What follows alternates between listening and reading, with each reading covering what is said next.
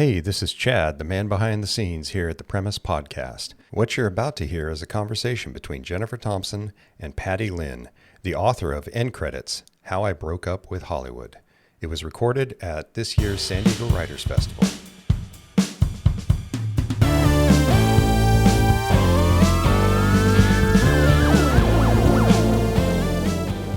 Thank you for being here. Thank you. I loved your book. Thank you so much. It's so good. Thank you for reading it. Yeah, thank you for writing it. So let me read your interview. I guess I'm supposed to read my own bio. I'm not going to do that. So I founded this festival with Marnie in 2019 because we wanted to create a festival that brought people together, that created community. Marnie and I are both in the writing community. I am a branding expert. I work with authors to get them published. Chad, would you mind giving me some water out of my bag when you get a chance? To help them get published. So I build websites, I design book covers, and so I've just been in the business for, oh my gosh, this is our 20-year anniversary with Monkey See Media. That's my company.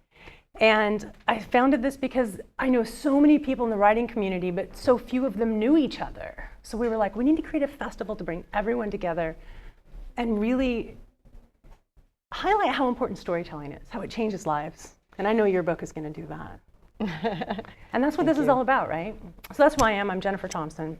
Patty Lynn is the author of End Credits, How I Broke Up with Hollywood, a memoir about her years as a TV writer, which Book Reporter calls a thoughtful rumination on the rewards and challenges of pursuing a creative career. Her credits include Freaks and Geeks, Friends, Desperate Housewives, Breaking Bad. She has also written pilots for Fox, CBS, and Nickelodeon. She received a Peabody Award for her work as a producer on Breaking Bad and her episode Gray Matter, which was nominated for a Writers Guild Award for Outstanding Script in Episodic Drama. She retired from television to save her sanity and now lives in Los Angeles with her husband. So let's talk about your sanity. It's doing well lately. Yeah? It's been doing a lot better since I quit TV. How long have you been out of TV? Let's see, I quit in about 2009, I think was the last time I was really working in it. And so, I don't know, I'm not a math person. Me neither, we're all writers. No one told me there would be math. So that's over 10 years. Yeah. That's like, what, 14, 15? Thank you. I was going to say almost, Thank you. Almost 15. I can't do math. Tell us why you wrote this book. Well, it started with, it didn't even start off as a book. I just started writing about my experiences in TV because after I quit, I didn't really know what to do with myself. And I also knew that I had a lot of baggage to work through because of the experiences that I'd had in television, that so many of which were very damaging. Yeah. And to the point where, like, by the end of my TV career, I didn't even want to write anymore, you know, like it had killed this lifelong passion in me. And so I felt like if I was ever going to get that passion for writing back, I was going to have to do some serious, soul searching and therapy and self-therapy. And the way that I've always processed my life experiences is through writing. Yeah. So I just started writing about these experiences, not knowing that it was going to become anything. And then it wasn't until like 6 chapters into it that I realized it was a book. Like, oh my God, I have a book. It's getting to be a book. And at that point, it was kind of like a train that I couldn't stop. Even though it took me a long time to get to the end, it was like, I knew I was going to finish it. Like I just knew it was going to happen. That was a really fun moment at that point when I'd hit that point of no return, It was like the spark just hit. Yeah. We're taking this to the end. Yeah. Did you have to rewrite it? Like a lot of times when you write a memoir, well, I mean, obviously you have rewrites, but my specific question is a lot of times when we write memoir, the first version is to get everything out that we're pissed off about and our anger and the catharsis of it, right? And then we go back and we're like, okay, I'm going to pull this back. Can you talk, did you go through that process? Because you gave it to us. You gave it to us straight. There's a lot of anger still in there. No, you're absolutely right. It's that first draft is you're just pouring it all out, and I literally just like wrote down everything I could remember about everything. And at some point I had a draft that was like, I think it was like 170,000 words. And I'm like, That's no not a one's, lot. I was like, no one's ever going to read this. You know, I don't even want to read this. It's way too long. So at that point I started to edit, you know, but I really wanted to, through all the drafts, I really wanted to keep the spark that had originally been there, including the anger, because I think that was an important part of the story. You know, it was how I got to the place where I was able to walk away from this, what should have been a dream career. Yeah. So bring us to that moment where you're like, I'm doing this, I'm walking away from this. I mean, imagine you needed to for a while, but that moment when you knew. You know, I've been asked this a lot, like what is the one moment when you made the decision? And it really wasn't one moment. Like I wish it were that simple, but it was just a gradual process. It took a long, long time before I got to the point where I just had enough. Yeah. And I talk about this in the book of like many times where I felt like I didn't want to do it anymore, but I didn't know how to get out of it because it was so hard to get my foot in the door. Right. And I worked so hard to get where I got that I was afraid to give that up. And I think that's what a lot of people in the business feel like. You know, it's like, oh my God, it's so hard everybody wants this job. You know, so even if you're unhappy, it's very hard to walk away from it. So I hit that point pretty early on in my career, I would say like halfway through. Wow. But I just would get stopped. I was too afraid to walk away from it. And then I would try to pivot and do other things. Like for a while, I was like, well, I'm not going to work, you know, on a staff anymore. I'm going to do my own thing. I'm going to write a pilot and I'm going to make my own show. And then that turned out to have its own set of frustrations, you know, creative frustrations and personal frustrations. And so then I was like, well, I'm going to just take some time off for a while and I'm going to like just do whatever for a year and not work. And I'll come back and I'll feel refreshed. And that didn't really work because when I came back, I was just back in the same system that I'd always been in. So I tried a lot of different things until finally I just decided I'd suffered long enough. And I just couldn't keep doing it. Yeah. So the only one in the room, so you're the only woman in the room. Well, not at all of the jobs, but sometimes. Sometimes, yeah. And then also the only Asian in the room. Yes. So talk to us about just the equality situation that, you know, with writers in those rooms, and like bring us into one of those rooms. I mean, she describes it so well in the book, but talk to us about this. Well, it's no secret that Hollywood has historically been male dominated, and I think it's becoming more diverse now. But you know, when I was working in TV, it was still I was very much a minority. You know, and I worked with other female writers, but we were usually like a minority, and I didn't think about that a whole lot at the time because I was just struggling to survive, basically, you know, and so I was just trying to do a good job. But then after I left and I was writing this book and I started to reflect on my experiences, it started to become clearer to me what that did to me, the fact that I was sort of like the token, you know, like the one person of color or one of the few women. You know, when you don't have a lot of representation in your field, you sort of have this sense of imposter syndrome that that comes from like just not feeling like you belong because you don't see anyone else in your position, you know, succeeding, right? And you feel like you have to work harder to prove yourself. Absolutely, right. You have to work harder than everyone else to prove that you deserve to be there. And, you know, and this is something that I struggled with even before I worked in TV. You know, I'd always had this sense of imposter syndrome, you know, just like not really 100% believing in my own talent, you know? Well, and when you take us into your childhood, you know, and your parents don't speak English. Well, they did. But to read it, like they really didn't understand that you were this great writer, that you were at least a good writer, right? Like they. Yes. Well, because they spoke English as a second language, And for anybody whose parents are immigrants and English is their second language, they'll probably understand this. It's like you can communicate with your parents, but only up to a certain degree. And when I became really into writing, which was fairly young, I was like in 3rd grade when I started doing creative writing and fell in love with it. It's like my parents didn't understand that I had that talent for it until my teachers said to them, like, oh, she's really gifted, because they weren't able to read what I wrote and see that there was something in it for them, because they wanted you to be a doctor. Of course. That goes without saying. Right.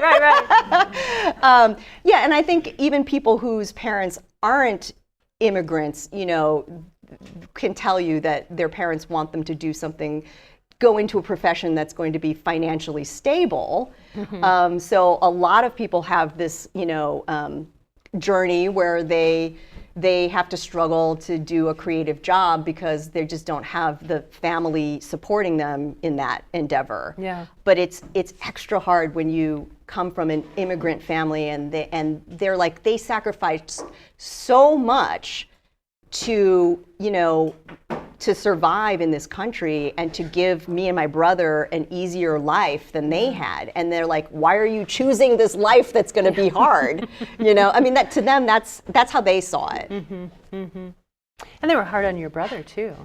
Oh yeah. They really wanted him to go to medical school, even more than me.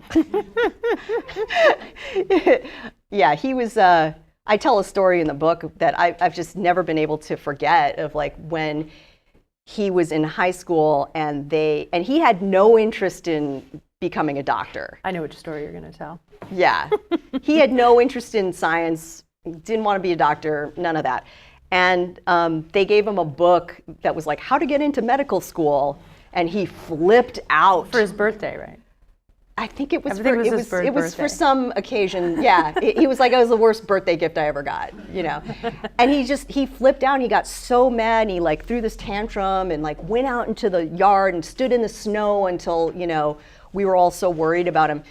But he made the point. He made his point. It was like, don't tell me what to do with my life, like And by the time I got to high school, they were like not going to try that with me. The older brother got to Yes. pave the way for you. Well, do you want to read from your book? Do you want to read? Sure. Let's hear a sample. Would you Okay. guys like to hear a little bit? I would. Do you have any requests, or should I just pick something? You pick something. Okay.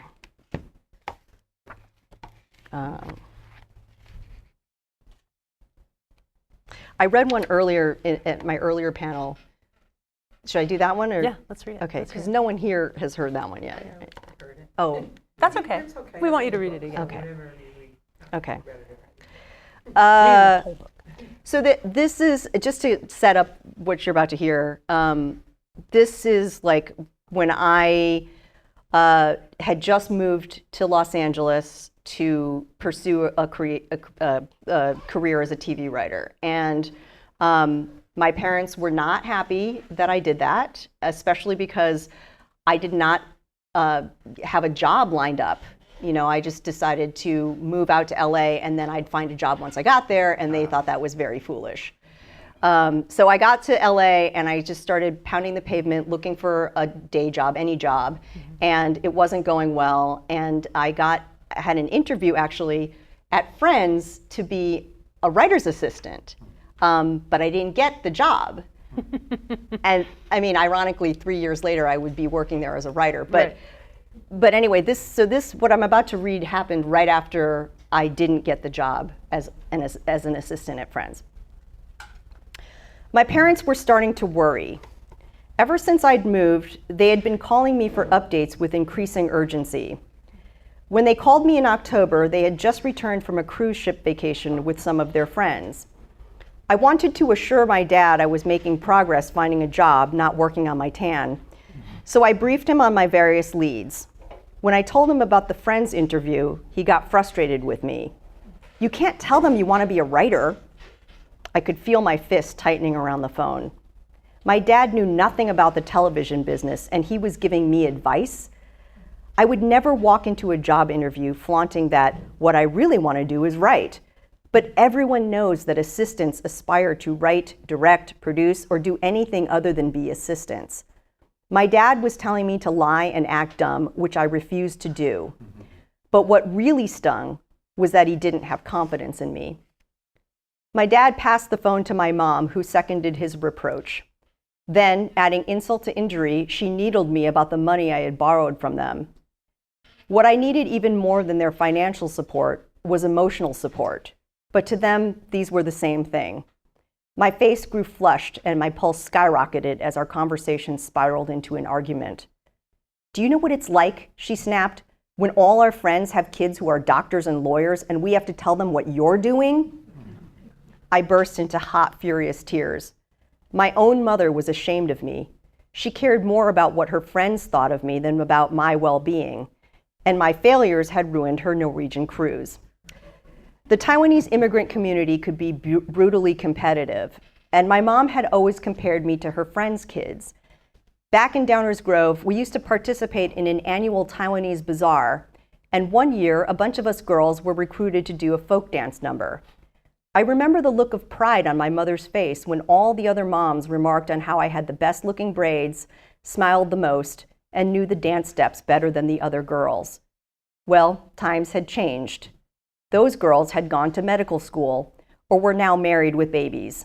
I was no longer coming out ahead.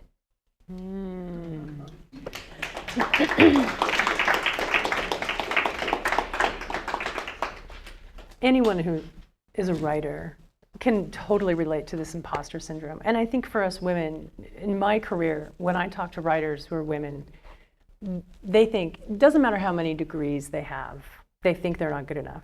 Interestingly enough, the men who may not have, and this may not apply to all of you men, I don't mean to throw you under the bus, but I'm about to.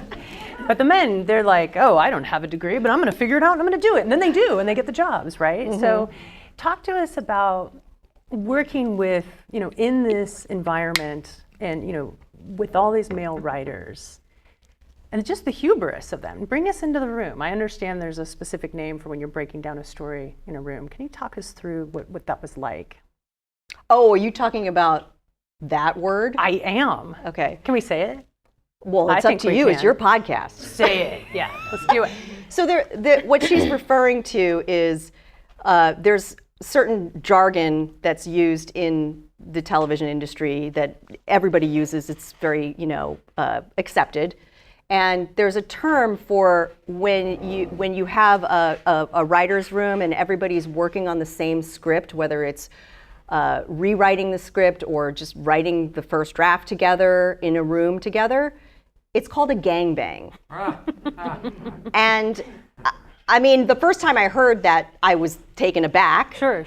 But, I just immediately became sort of, used to it because it was so widely used. Mm-hmm, mm-hmm. And nobody ever bats an eye about it. It's like, they just say it. And that it's just an example I like to use of how misogyny is so baked into the system that even words that you have to use like this, on a day-to-day basis are just so disgusting if you really think about it. Yeah, like who comes up with these terms? And it's just okay. It doesn't matter how offensive I'm sure the guy is. Who thought of it thought he was being really clever. Hysterical. Yeah. So you're in these rooms and you're breaking down a story. Tell us how that works. I mean, the idea of sharing story writing to me is kind of fascinating. Yeah, I know. It was something that it was very hard to get used to, because most people who are writers, you start off writing by yourself. You're alone in a room. You're sitting at your desk alone, and to then go into a situation where you're writing with other people. And sometimes with other people that you've never met before, it's not like a long relationship that you have with them where they're your trusted writing partner. I mean, right. Sometimes you're just thrown into a room and you have to work with other people. It is a very odd kind of thing to get used to. But yeah, I mean, on a typical, I guess it's hard to say on a typical show because they were all so wildly different. There's no kind of standard way of doing it.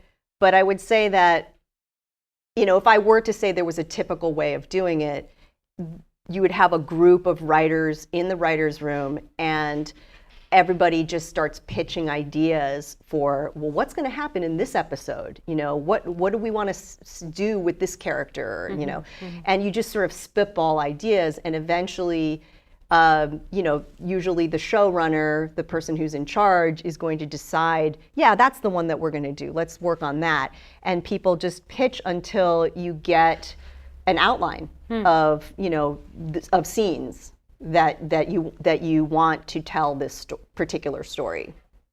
And then who actually writes it? Well, that is also something that is not really standardized across the industry. Sometimes you'll have a show where the showrunner, the creator, wants to write all the episodes by themselves. And they just use the writer's room as a brainstorming kind of situation. Ideas. Yeah.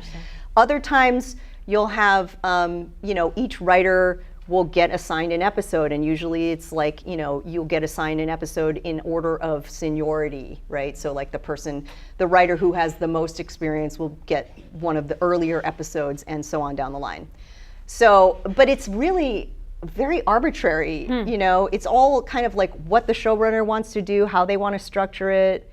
You know, I think often especially nowadays with streaming, there tends to be shorter seasons of shows, and so it's a lot more feasible for a showrunner to write all the episodes by himself or herself. That, you know, whereas in the old days it was like, well, there's no way one person's going to write 22 episodes in a season. Right. Yeah. But that must be frustrating as a writer, because you want to be there to write, and you're throwing out ideas that may or may not get used. Oh yeah. And then you don't even get to write the episode. Yeah, I mean, well, that's part of the teamwork, right? Is that you're all part of this team and you're all contributing. And so even though there's that one writer's name that says, you know, written by, the understanding is that everyone who's on that staff has contributed in some way. So you got an award for an episode in Breaking Bad. Yes. I was You were nominated for the award. Yes. It's an honor just to be nominated. It is an honor, yes. I consider that an award. You looked at me like, what? It's my understanding that, you know, you didn't write very much in it, and what you wrote, a lot of it didn't even air. And how did that feel to have, like, it be nominated and you're getting this big, you know, I mean, it's an honor for sure. And yet, how did that really feel to you? Well, the episode that you're talking about, the Breaking Bad episode, it's such a weird story that I tell in this book about the relationship that I had with the showrunner. And he was the one who encouraged me to submit my episode for a Writers Guild Award. I never would have thought of it otherwise. I mean, I was already gone. Like, I wasn't working there anymore. And then he reached out to me and said, like, I want you to, you know, submit this for an award. And I was like, this is really weird, because part of the reason he fired me was that he thought that he had to do too much rewriting on that episode. And yet he called you. And yet he wanted me to do it. So I was like, all right, what the hell, I'll just do it. And then it got nominated. But the thing is that when I submitted my script for the Writers Guild Award, I submitted my draft. Oh, really? Yeah, I submitted my draft, the one that I wrote before he made all the changes to it. So, you know, because I was like, I'm not going to submit a script that, like, you know, 50% isn't mine. Like, that just seems weird. Like, why would I do that? Right. Is that pretty common when people are submitting, that they would submit something that didn't air? I don't know. I was going to say yes, but honestly, I don't know. I haven't asked. I haven't polled people to find out. It just seemed to me common sense. Like, I'm not going to submit something that I feel like isn't really mine. Yeah. You know. Yeah. Speaking of yours, so now your book has just come out. Talk to us about the experience of being a writer of something. You got to write everything, right? So instead of being in a room, are you loving it? Being a writer of your own work? Writing this book, yeah, is definitely the most creatively fulfilling project I've ever done. And I'm sure that people say that about whatever their latest project is. But honestly, it really felt that way because for so long I was working on other people's shows. And when you're doing that, you're a writer for hire. You're giving them what they want, you know. So even if you're infusing it with parts of your own personality and your own voice, it doesn't really feel like yours. And plus, you know, by the time it gets to the screen, there have been so many changes to it, and part of that is great. Part of that is the collaboration of film and television that makes it so magical. Sure. But it's a very different thing to write a book, because even though when you write a book, you end up getting, you know, feedback from editors and agents and whatever, you still have to, it's not like you know, this is completely untouched by others. Of course, but it is very much my voice in a way that I don't think any of my television work ever was, you know? And I remember, like, when I had one of my early conversations with my editor, she said something like, all of the things that I'm telling you, these are just suggestions. You don't have to do any of them. And my jaw hit the floor because I was so used to being in a situation where it was not my choice. Like, I had to do whatever notes I got. Yeah.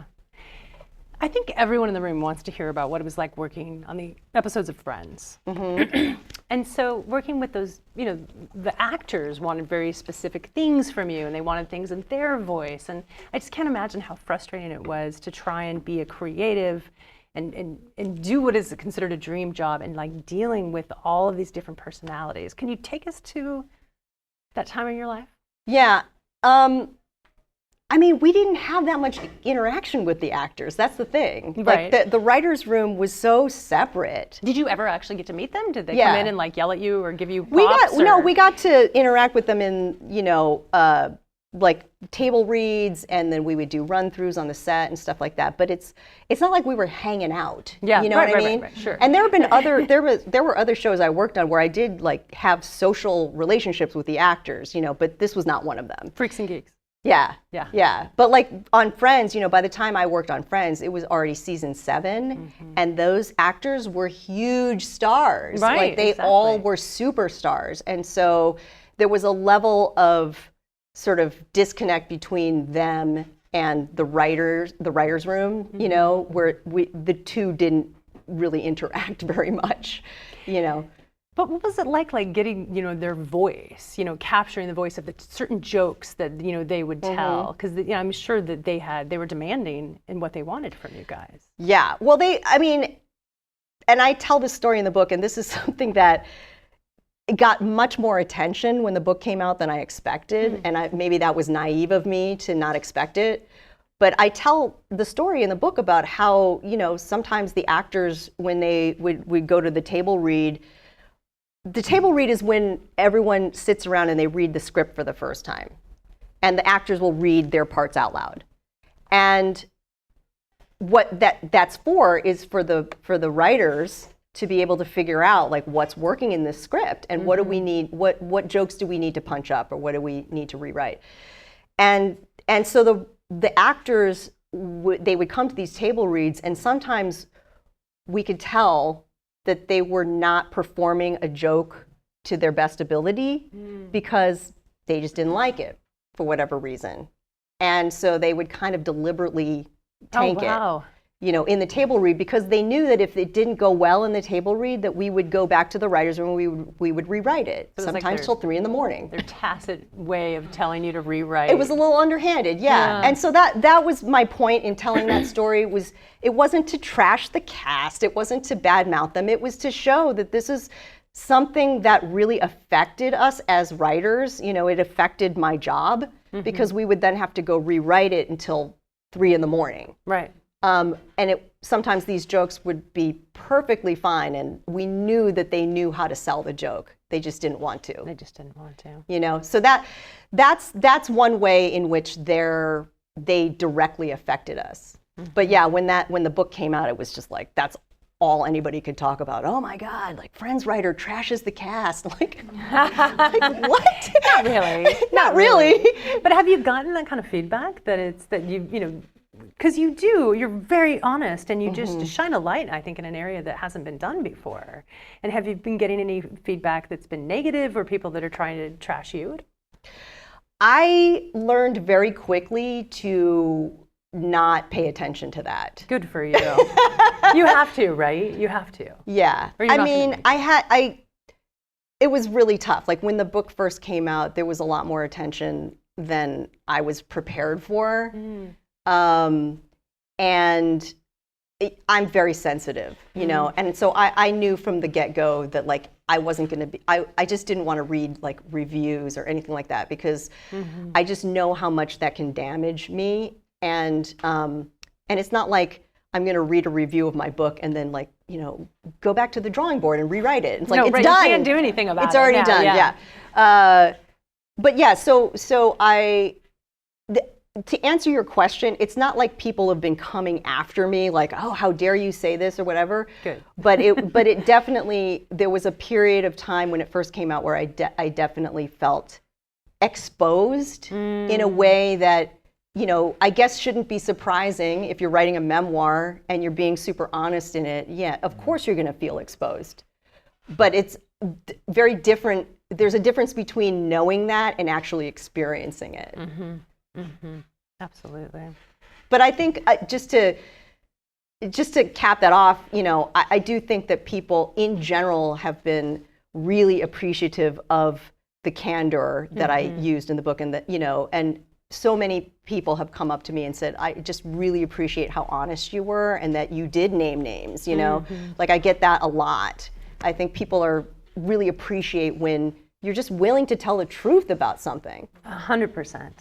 You know, and here we are, you know, this was all pre-Me Too. Yeah. And do you think things are going to change in Hollywood? And just the overall way that women are treated, writers, actors. Is there hope? You know, I want to believe that I've seen that there's been some change, and so that gives me some hope. But I have to be honest, like not to the point where I would be like willing to go back and do it again. Like, you know what I mean? Like it's just, there's so much about the way the business is structured that's just baked into the system that I think it would be really hard for it to reform to the point where I would be like, yeah, like I'm going to do that again, or that I would tell somebody that I care about to go do it. You know what I mean? Like it's just really hard for me to imagine that. Yeah. If you could give your younger self some advice, what would it be?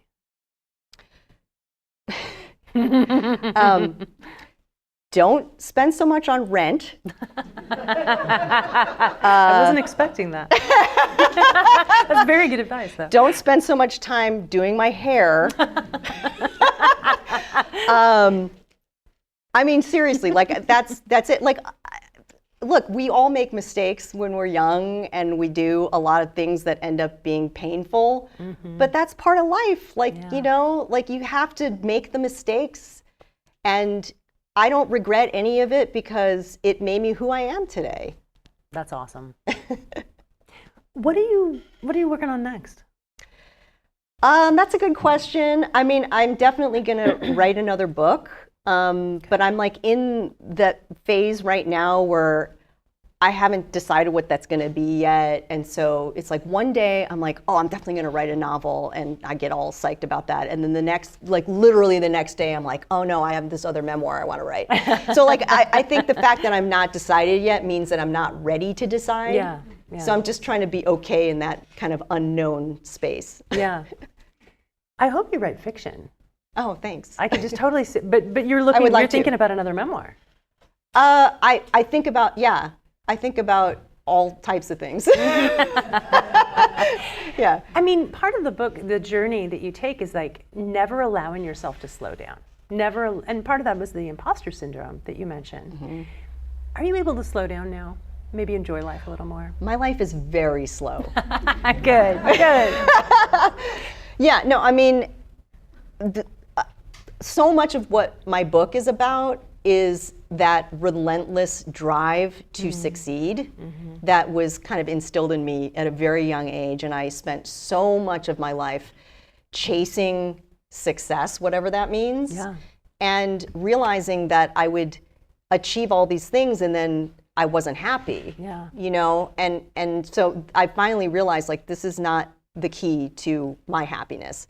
So I learned to stop being so ambitious and stop striving so much and just like slow down and enjoy life. Now, that said, it's an ongoing process. You know, you don't change overnight. And so I still have moments where I'm sort of, you know, a little too obsessed with my to-do list or, you know, things like that. But I would say that overall, my life is pretty slow. It's pretty quiet. I like it that way. You know, I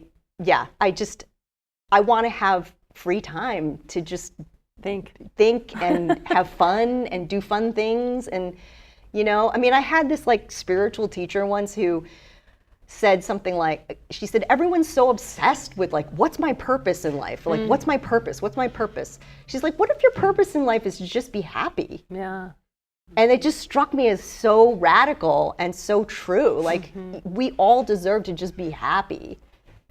And whatever that means, whatever, you know, brings us happiness. I know it's so hard for us to just slow down and allow ourselves to just be, right? Be the tree. That's what I've been trying to tell myself lately.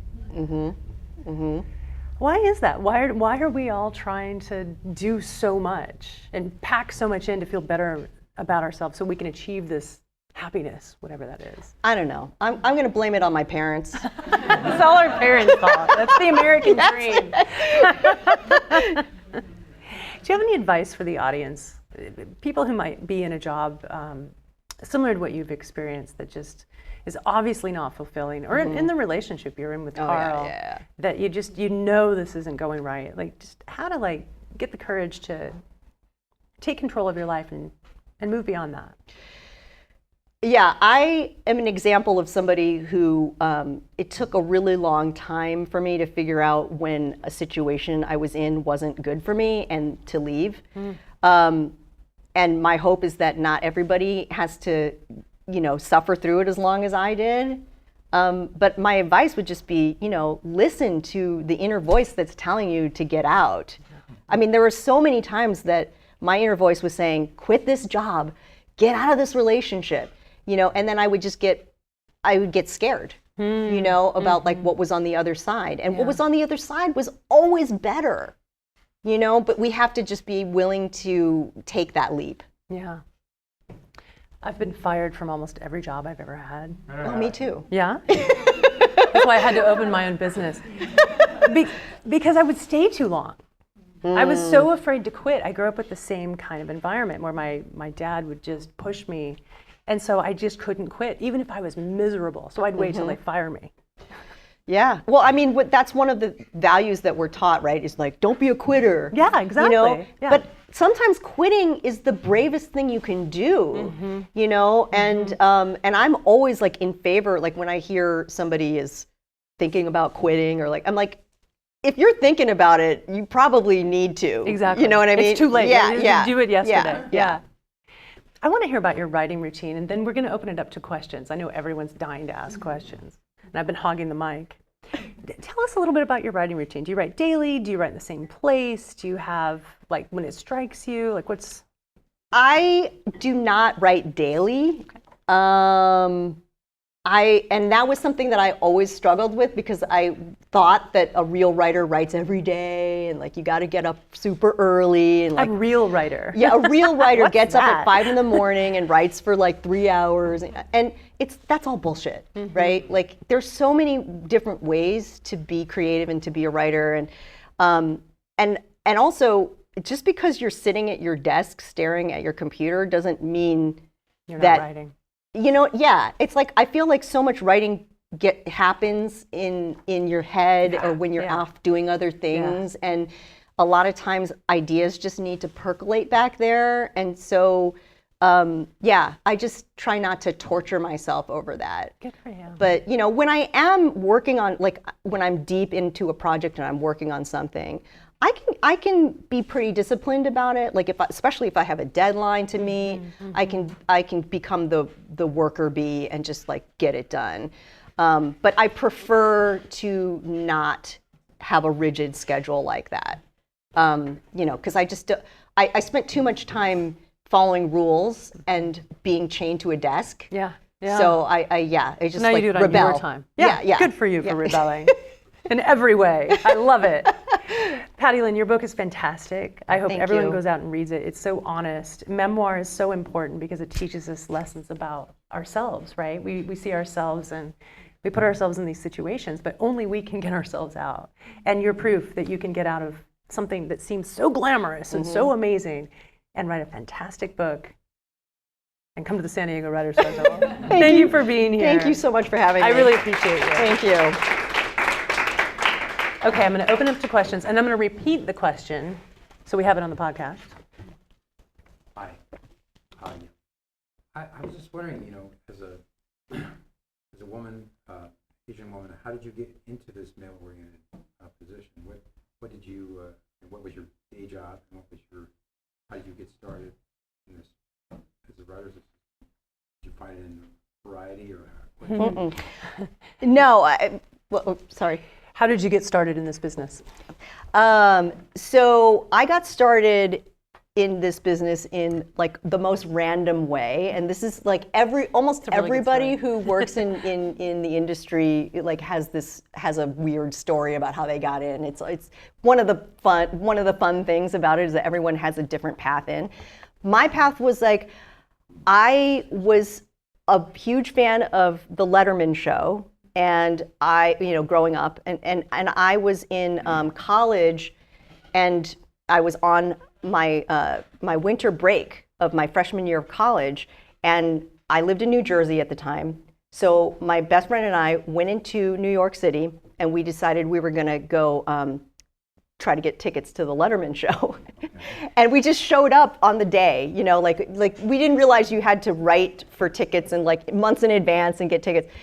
And so we just like walk into NBC and we go up to this information booth and we start talking to this NBC page and we said, hey, can we get tickets to the Letterman show? And he's like, for today? He's like, that's not gonna happen. But then we started talking to him and I was just really curious about his job. And so I started asking him how he got to be a page and like what that was like. And I said, how would somebody get to be an intern on the Letterman show? Because I knew that he had college interns because he talked about it on the show. And so this page said, well, you just write a letter to the producer and you just tell them you want to be an intern and then they'll bring you in for an interview. And I was like, really? That's it? And he's like, yeah. So that's what I did, and I got an internship there, and that was how I got into show business, And then there was much more that went into becoming a writer. I had to write scripts to show that I knew how to do it. But yeah, that was how I got into show business. And then I ended up dating that NBC page for 10 years. I was gonna say you're giving it too much away. I know. Knock it off. That's a whole other story in the book. It goes deeper and deeper. Yeah. The connections are actually pretty crazy. Yes. Hi, I have a question for you about, I think I read an article that you wrote on Medium about being like fired from Friends and the experience, was that the experience at Friends, or I don't know, maybe it wasn't yours, but there was somebody who was at Friends. But my question is, like how you were saying it's baked into the system, pretty much like systemic racism, systemic sexism, to the point that you wouldn't want to go back, but there is a need for people like you, for people like me, Black people, Asian people, other people who are not white or male. So since the experience is so bad that you didn't want to go back and we still need people like you, what type of person like you or me, what do they need to do to stay there, I guess? Because if that makes sense. This is a huge question. I'm going to try and repeat. It's true. Like if anyone who is a person of color or a woman doesn't write because it's a terrible experience, then how are we ever going to break in, right? As women or women of color in particular, what is your advice? I do not have a solution for that problem. I really don't. I don't have the answer. Because I see what you're saying, Yeah, you know, and it's true. totally. We want to hear diverse voices, you know. And whenever I hear diverse voices in TV or in film, I'm joyous. I'm so excited about it. But, you know, I had to decide for myself what I was willing to live through, you know. And I think that it takes a certain personality to be able to survive in that system. You know, you have to have a really thick skin, which I never really was able to cultivate. And I didn't want to be honest. Yeah, you don't want to change who you are. You know, like I didn't want to get to the point where I had lost all my sensitivity because I was afraid of being hurt. Yeah. You know, because as an artist, this is one of the paradoxes of working in show business, is that as an artist, one of the most important things is to be vulnerable, to be sensitive, because that's what creates great art. But in order to work in the business, you have to grow this really thick skin and not be sensitive, because you're going to be treated so badly that you know, in order to keep going, you really can't be so sensitive. So it's a paradox that I was never able to resolve, you know. Do you think that exposing it in, like your book, end credits, that's got to be a step in the right direction to make some change? What do you think? I don't have any grandiose, you know, ideas Ideals. about what my book is going to do. You know, I mean, yeah, it'd be great if somebody in a position of power, you know, read my book and was like, oh, I'm going to change how this is done. I just don't really see that happening. It's so. And when I say that it's baked into the system, I'm not just talking about sexism and racism. Like, I'm talking about just for anybody to be working in entertainment. It's just so dysfunctional. Yeah. So it's not just that women or people of color are being treated badly. All writers are treated badly. You know, there are so few writers who have any creative power at all. It's like a teeny tiny percentage who are at the very top, and to get to that level, you have to go through so much shit. You know, I just wasn't willing to stick it out. Yeah. Well, I don't blame you. Yeah. That's not your job. It's a good question. I think that we need to keep it keep it on our minds. I think there can be change. I'm not exactly sure how we're going to go about doing it, but I do believe that there's going to be change. Yeah, it might not be in our lifetime. I think that one step at a time. One step is that I think more creators, let's say, are making their own material and producing their own material. You know, there are a lot more channels for that now than there used to be. It used to be like, you know, you had ABC, NBC, CBS, and that was it. That was it. You know, and now there are so many different ways to express yourself. There's YouTube, there's like, you know, so many things. That said, it's not that easy. You know, it's not like, oh, I'm just going to go make my own TV show and like it just happens. You know, there's a lot of work and a lot of money. You have to have a lot of resources to do that. So it's not the solution. Yeah. You know, and also there are people who do that, who like create something independently, and then the powers that be in Hollywood are like, oh my God, that's the new voice that we want to hear, and so let's scoop them up and, you know, bring them into and give them a deal, and then that person's voice gets completely watered down, or they get, you know, ruined by, you know, some horrible situation. You know, so that can happen as well. There is I can't even remember what station it's on, but it's a Korean shop in San Francisco. Has anyone seen it? I think it's called Kim's Place. Oh yeah. Oh my God, I loved it so much. And I heard the writing just kept getting farther and farther away from the voice of the actors. And I was so sad. It started out so good, and I think it was similar. Yeah. You know, the writers who wrote it were Korean, and they had this incredible series, and it got taken into the system and then whitewashed. Yeah, it's very hard for something to get to the point where it's on the air and it's still the vision that you had originally. It's like almost unheard of. We do have to have hope. We can't walk out of here all crying. We've got a lot of hands. Did you have an agent? Did you have an agent? She did have an agent, Okay. yeah. Yeah, I just want a clarification. The script that you submitted that was nominated, from Breaking Bad, the script that you were nominated for was actually your version. Mm-hmm. Okay, that's weird. The script she Yeah. submitted and was nominated for the No, award. I read the Yeah. book, so I know the Yeah. story of that. So, all right. Okay, so this is just a question that came from hearing this whole conversation. What would you, how would you comment on like the differentiation between like something as competitive as show business or anything you're trying to get in, and becoming the like excelling in what you do and relying more on like the laws of attraction as compared to marketing and selling yourself, you know, because I think there can be times when, you know, you try so hard at one thing and then you just end up failing because you only focus on sales and marketing and then not focusing on just being good at what you do. You know, so like how would you recommend like differentiating that in terms of, and then there's other people who are just so good at what they do but then like are never heard, you know, so Yeah. you know what I mean? Can you repeat the question?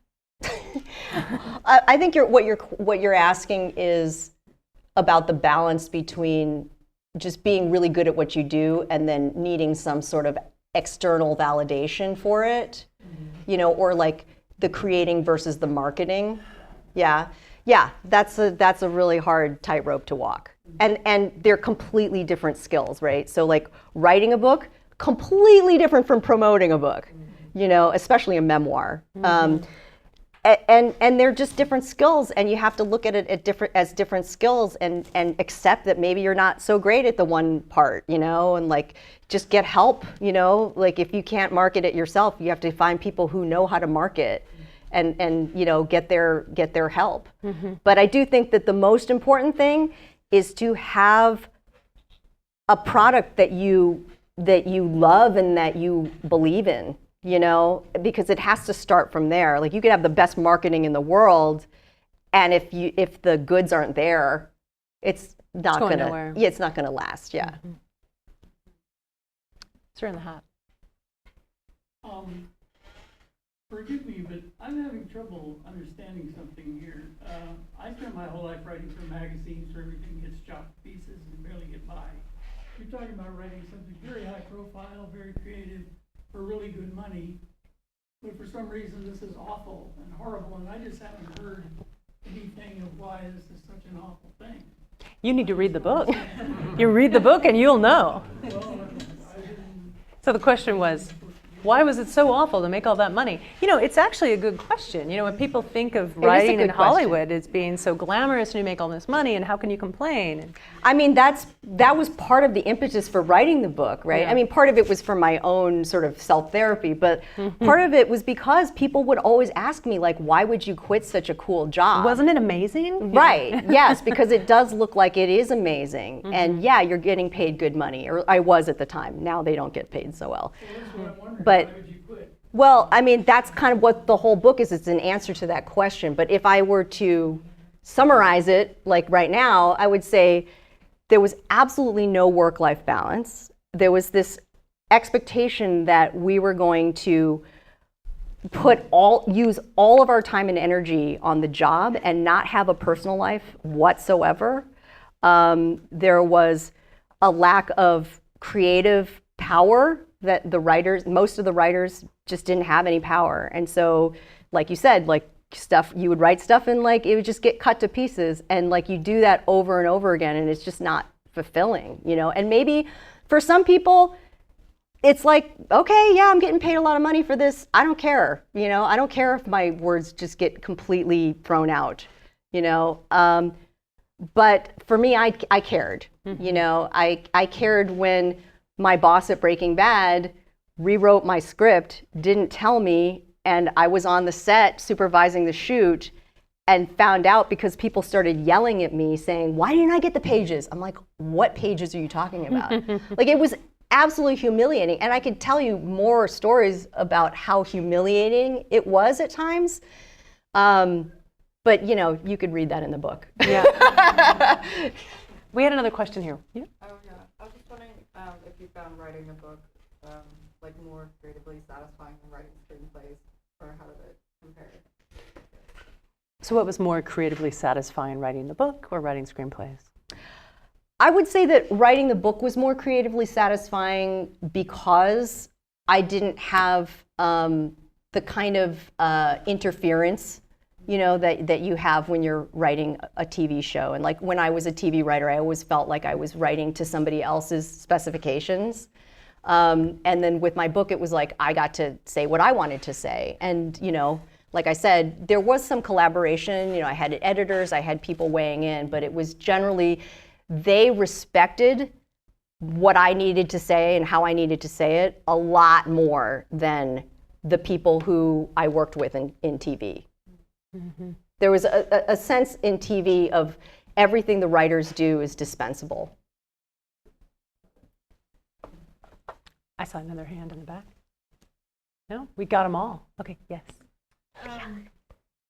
Something that you don't talk about in the book, but just as somebody who also works in TV, I'm all too familiar with how budgets dictate the insane schedules that we have to deal with. Do you want to talk a little bit about how that contributes to the toxicity of the workplace? Will you repeat the question? So you wanted to know how budgets impact the toxicity of TV. I would say that first of all, there's a lot of money involved in a lot of these things, and whenever there's a lot of money involved, people get crazy. They start to act like it's life or death. And to be honest, it's like, if you just take a step back, you're like, it's just a TV show. Right. Nobody needs to die over this, But that's that kind of urgency and the overinflated importance that I think money can give something. And then in terms of just like, this is not exactly what you asked, but the budgeting is, I think, very much tied to the scheduling, right? So when you are on a TV show, it comes out every week. Right? Nowadays it's different with streaming, but I'm just talking about when I worked in TV. You're expected to produce an episode every week, and that is a very tight schedule to follow. If you're talking about a 1-hour drama, that's an 8-day shoot, and it takes a long time to write a 60-page script, but you don't have the luxury of that time. So a lot of times I would have to write a whole script, a first draft, in like 3 days or something, and I did it, but was it the best work I ever did? No, and it definitely wasn't the kind of pace that I would prefer to write. I don't do things fast in general, and so that was always a frustration for me, is having to write really quickly. Or, even worse, having to write stuff in the room in a gangbang. It's one of those things where like, it's a really specific skill to be able to think on your feet that fast. It's an improv skill. And most writers aren't improv artists, So it was like, there's a certain amount of pressure that comes with a big budget show and a big schedule like that, a tight schedule. It's just not conducive, I think, to the best creative work. What was your favorite thing that you wrote, regardless of it? On TV? Yeah. I would have to say Freaks and Geeks. That's one of... What a cast. Oh, yeah. What a cast. And just everything. That was one of the few writing jobs I had in TV where I look back on it and think, it was mostly positive. Like it wasn't perfect. There were times I got screamed at by directors and things like that. But in general, that was a pretty magical show to work on. It was just the content of the show itself, I think, was really well suited to my sensibility and my sense of humor. And the showrunners, Judd Apatow and Paul Feig, who created the show, were really respectful of us, and they understood that in order to get a really great show, to get great material, they had to make the writers feel like their ideas were welcome, and they had to foster an environment where everyone felt like it was safe to just pitch ideas, and not like their ideas were going to get shot down and mocked and ridiculed, you know? Because I mean, you would be surprised at how many writers' rooms have the atmosphere of like, you're afraid to pitch anything because you will get rejected or mocked or whatever. Over you and know? over again. Yeah, and it's like just accepted.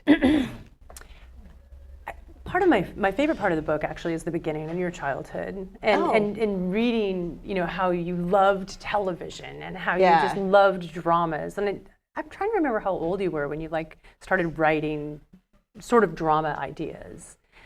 There's a story about that, and I got to ask you, do you still love watching TV, and do you have a favorite show you're watching now, like a favorite drama? I do still enjoy TV. There was a long period of time where I couldn't watch. After I quit, like I couldn't watch TV for a while because it was just too painful. But now I've come to enjoy it again, and I would say that I cut the cable years ago, even before most people did it. And so, you know, it's basically been it's all streaming. But the shows that I've loved recently are like Beef on Netflix. It was an amazing show, really impeccably written. The acting was great. It was funny. It was deep. It was really, really moving. And it's got this like great plot. It's got like the best of both worlds because it has a really great, gripping plot, an exciting plot, but also really deep character moments. So I love that. I loved Succession. I thought Succession was a great series. Also very funny. Really well acted. And it's all right. We're just gonna keep going.